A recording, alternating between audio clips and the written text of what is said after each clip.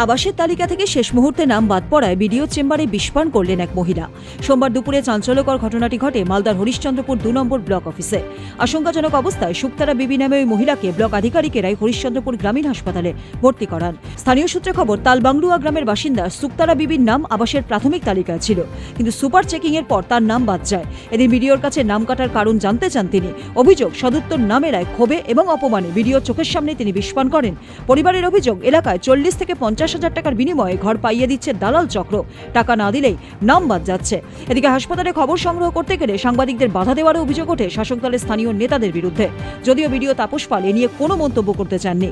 চাঁচলের মহকুমা শাসক ঋত্বিকা হাজরা তদন্তের আশ্বাস দিয়েছেন। অন্যদিকে ঘটনাকে কেন্দ্র করে শুরু হয়েছে রাজনৈতিক চাপানোতর। সোনাক্ষী, মশলা কোথায়?